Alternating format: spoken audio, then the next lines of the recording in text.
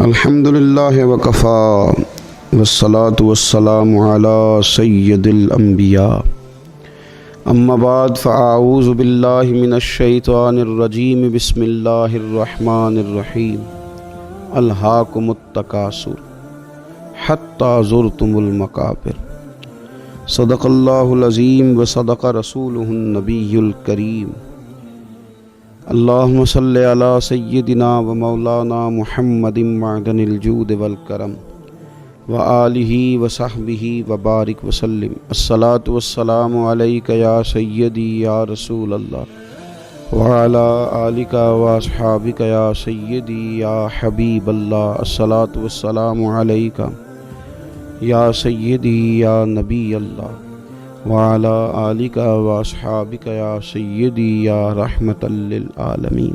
حمد و صلاۃ کے بعد اللہ تبارک و تعالیٰ نے انسان کو پیدا فرمایا ہے تو اس کے ساتھ کچھ ضروریات بھی وابستہ کر دی ہیں۔ اس کو بھوک لگتی ہے، اس کو سردی لگتی ہے، گرمی محسوس کرتا ہے۔ بھوک لگتی ہے تو روٹی کی طلب پیدا ہوتی ہے، اگر پیاس لگتی ہے تو اسے پانی کی طلب محسوس ہوتی ہے، سردی لگے تو اسے موٹے لحاف کی ضرورت ہے، گرمی میں محسوس کرتا ہے کہ مجھے ہوا کی ضرورت ہے، پنکھے کی ضرورت ہے۔ اللہ تعالیٰ نے انسان کے ساتھ ضروریات وابستہ کر دی۔ اگر یہ بالغ ہو گیا ہے تو اسے نکاح کی ضرورت ہے۔ ان ساری ضروریات کو اللہ تعالیٰ نے انسان کے ساتھ رکھا ہے، اور پھر دین اسلام نے ان ضروریات کو پورا کرنے کے جائز طریقے بھی ہمیں ارشاد فرمائے۔ لیکن یہ یاد رکھیں کہ ضروریات اور خواہشات ان میں فرق ہوتا ہے۔ ضروریات کو پورا کرنا، ضروریات کی طلب کرنا، ضروریات کے لیے رزق حلال کی تلاش کرنا، اس کو عبادت کہا گیا۔ آپ رزق حلال کی طلب کے اندر جب نکلتے ہیں تو اللہ کے دوست کہلاتے ہیں۔ ہاتھ پھیلانے کی ذلت سے بچنے کے لیے، ماں باپ کی خدمت کے لیے، اپنے بیوی بچوں کو رزق حلال کھلانے کے لیے اگر آپ محنت کرتے ہیں تو آپ کا وہ سفر راہ خدا میں شمار کیا جاتا ہے۔ لیکن یہ کہ اگر ضروریات سے معاملہ بڑھ جائے اور چیز خواہشات تک چلی جائے۔ خواہشات کیا ہیں؟ ضرورت تو یہ ہے کہ رہنے کے لیے چھت چاہیے، گرمی سردی کے چند لباس چاہیے، کمر سیدھی کرنے کے لیے سادہ اور حلال رزق چاہیے، یہ تو ضروریات ہیں۔ خواہشات کیا ہیں؟ کہ ایک بہت بڑا بنگلہ، اس کے سامنے ایک بڑی گاڑی، اور مجھے کپڑے نہیں چاہیے بلکہ مجھے جدید سے جدید ڈیزائن چاہیے، مجھے نئے سے نئے ملبوسات چاہیے۔ فون سننے کے لیے موبائل کی ضرورت نہیں، بلکہ یہ کہ ہر نئے آنے والا ماڈل سب سے پہلے میرے پاس ہونا چاہیے۔ یہ خواہشات ہیں۔ ضروریات کے ساتھ تو انسان وقت گزار لیتا ہے، لیکن خواہشات اسے رسوا کر دیتی۔ خواہشات کے پیچھے لگنے والا انسان وہ والا سفر شروع کرتا ہے جس کی واپسی کئی دفعہ بڑی مشکل محسوس ہوتی۔ وہ ایسی تھکاوٹ کا شکار ہو جاتا ہے جو اترنے کو تیار ہی نہیں ہوتی۔ کیوں؟ اس لیے کہ نفس بچے کی طرح ہوتا ہے۔ آپ اس کی ایک خواہش پوری کرتے ہیں، یہ دوسری طلب کرتا ہے، آپ دوسری خواہش پوری کرتے ہیں، یہ تیسری طلب کرتا ہے، پھر یہ اس ضدی بچے کی طرح ہو جاتا ہے جو آپ کی بات ماننے کو تیار نہیں ہوتا، بلکہ اس کی ضد جائز ہو یا ناجائز ہو وہ صرف اپنی ہی ضد منوانے پہ تیار ہوتا ہے۔ میرا رب فرماتا ہے الہاکم التکاثر حتی زرتم المقابر، فرمایا مال کی طلب نے تمہیں غافل کر دیا یہاں تک کہ تم نے قبروں کا منہ دیکھ لیا۔ خواہشات کی طلب میں، مال کی طلب میں اتنا آگے بڑھے کہ وقت آ گیا قبر میں جانے کا، لیکن رہے غافل کے غافل۔ دکان کھلی رہی، نماز جاتی رہی، مال بکتا رہا اور تلاوت کے لیے وقت نہ مل سکا۔ انسان اپنے روزمرہ کے معاملات کو، دوستوں کو تو وقت دیتا رہا، خواہشات تو پوری ہم کرتے رہے، لیکن جو ہمارے ذمے حقوق لگائے گئے تھے وہ پیچھے رہ گئے۔ خواہشات کا پیالہ کبھی پر نہیں ہوتا، اور نبی پاک صلی اللہ تعالیٰ علیہ وسلم نے فرمایا دو بھوکے بھیڑیے बकरियों के रेवड़ में छोड़ दिए जाएं, इतना ज़्यादा नुकसान नहीं करते जितनी इज़्ज़त की तलब और माल की तलब इंसान के दीन में नुकसान पैदा करती है। मुझे पहचान लो, मुझे जान लो, मेरी इज़्ज़त करो, मैं फ़लाँ साहब हूँ, ये चीज़ दीन को बिगाड़ के रख देती। चाहे जाने की ख्वाहिश, इज़्ज़त की ख्वाहिश, और दूसरा माल की तलब। फिर जब ख्वाहिशात बढ़ती हैं ना, फिर जायज़ नाजायज़ सारा कुछ ही इंसान इकट्ठा करके ले आता है। तो अपनी ख्वाहिशात को अगर कंट्रोल में रखा जाए और ज़िंदगी को ज़रूरियात के साथ वाबस्ता किया जाए, ख्वाहिशात के साथ नहीं, तो फिर कई दफ़ा ऐसा होता है कि कुछ लोग 40 साल नहीं 10 साल भी परदेश में लगाएं तो गुजारा चल जाता है। अगर हम अपनी ख्वाहिशात को कंट्रोल कर लें और ज़रूरियात से वाबस्ता हो जाएं तो हो सकता है हमारे वालिद को ओवर टाइम ना लगाना पड़े। अगर हम ख्वाहिशात को थोड़ा कंट्रोल करें, ज़रूरियात के साथ वाबस्ता हो जाएं तो हो सकता है हमारा भाई परदेश में ना रहे, वापस आ जाए। ख्वाहिशात का घोड़ा बेलगाम है, भरता ही नहीं। एक बादशाह के बारे में सूफिया ने लिखा है कि उसका ये दावा था कि मैं सबसे ताकतवर आदमी हूँ। उसका घुमंड तोड़ने के लिए अल्लाह तबारक व तआला ने एक बंदोबस्त किया।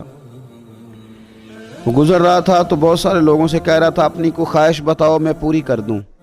एक फ़कीर फाका मस्त दरवेश गुबार आलूद समझकर हिकारत से न देख इनको, इन्हीं की ठोकरों से सल्तनत बनती और बिगड़ती है। वो भी बैठे थे, मिट्टी का प्याला लिए, लकड़ी का प्याला लिए। बादशाह ने कहा बाबा कोई ख्वाहिश? फरमाने लगे मैंने अपनी ख्वाहिशात अपने रब से वाबस्ता कर ली। शाम को कुछ मिल जाता है, इस प्याले में डालता हूँ और मैं खा लेता हूँ, अल्लाह ताला मुझे आफ़ियत अता करता है। उसने कहा नहीं मैं आपकी ख्वाहिश पूरी करूँगा, और बड़े घुमंड में कहा। तो हज़रत शेख ने प्याला आगे किया, फरमाया लो कर दो। उसके जेब में जितनी अशरफियाँ थीं बादशाह ने सारी निकाल के प्याले के अंदर फेंकी। प्याले में जब वो अशरफियाँ गिर रही थीं तो उनके गिरने की आवाज़ आ रही थी।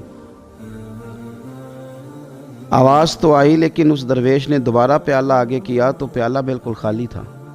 कहा बादशाह कुछ डाल तो सही यार। उसने अपने ग़ुलामों से कहा लाओ ना अशरफियाँ। वो भी सारे अशरफियों की थैलियाँ लाए। बादशाह मुट्ठियाँ भर भर के डालता।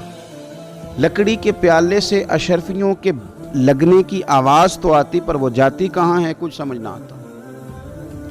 अब वो सब लोगों के पास जो था वो सब खाली हो गया। बादशाह अपने गुरूर में मस्त था, उसने ख़जाने से अशरफियों की बोरियां मंगा ली, लेकिन मुट्ठियां भर भर के डालता रहा, पता नहीं कहाँ जाती हैं। जब बादशाह थकने लगा, चेहरे पर शर्मिंदगी के आसार जाहिर होने लगे, पशेमान होने लगा, 2 कदम पीछे हटने लगा, तो हज़रत शेख ने हाथ थामा, कहा मैंने तुझे कहा था ना तू ये दावा कर, तू ये दावा ना कर कि बताएं मुझे मेरे रब ताला के साथ वाबस्ता रहने दे।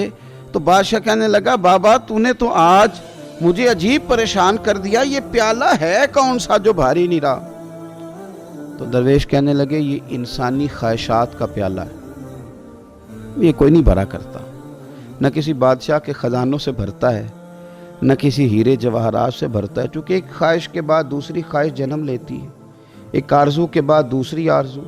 आज हमारे कपड़े पुराने कब होते हैं, उनका डिज़ाइन ही तो बदल जाता है। आज हमारे घरों के अंदर खर्चा मकान बनाने का नहीं, वो खर्चा तो तैयारी का है। लेके तो बैठ गया हमें वो टीप टाप, इसने हमारे अपने हमसे जुदा रखे, लेकिन हमारी ख्वाहिशात मुकम्मल ना हो सकी। हज़रत सैयदना हुज़ाफ़ा बिन यमान रदी अल्लाह ताला अन्हु इरशाद फरमाया करते थे ख्वाहिश एक घड़ी की होती है, लेकिन बड़े लंबे गम में मुब्तला कर देती। एक मिनट के लिए तूने ख्वाहिश की थी, लेकिन कितने गम वो ले आई। और अगर तू उसको कंट्रोल करता, उस ख्वाहिश को अल्लाह की रज़ा के लिए छोड़ता, तो आहिस्ता आहिस्ता तेरे लिए वक्त गुजारना आसान हो जाता। मुस्नद इमाम अहमद बिन हम्बल में मेरे रसूल करीम सैयद आलम सल्लल्लाहु ताला अलैहि वसल्लम का फरमान मौजूद है। हुजूर फरमाते हैं उस ख्वाहिश से अल्लाह की पनाह मांगो जो तुम्हें ऐब में डाल दे। अपनी ख्वाहिशों से पनाह मांगे, हुजूर फरमा रहे, फरमाया उस ख्वाहिश से अल्लाह की पनाह मांगो जो तुम्हें ऐब में डाल दे। ایسی خواہش سے اللہ کی پناہ مانگنا جو ایک خواہش کرو تو پھر دوسری خواہش میں ڈال دے۔ اور حضور فرمانے لگے بے فائدہ خواہشات سے بھی اللہ کی پناہ مانگنا، جو خواہشیں تو ہیں پر تمہارا نفع کوئی نہیں کرتی، نقصان نہیں کرتی۔ 3 چیزوں سے پناہ مانگو، اس خواہش سے جو عیب میں ڈال دے، اور اس خواہش سے جو نئی خواہش میں ڈال دے، اور اس خواہش سے جو کسی فائدے کے بغیر ہی خواہش ہے۔ خواہشات پہ ایک قدم رکھیں۔ حضرت باعزید بستامی رحمۃ اللہ علیہ سے کسی نے کہا تھا رب کریم تک جانا ہے، سفر کتنا مشکل ہے؟ فرمایا 2 قدم کا ہے، ایک قدم اپنے نفس کی خواہشات پہ رکھ لو، اگلا قدم اللہ کے قرب تک پہنچ جائے گا۔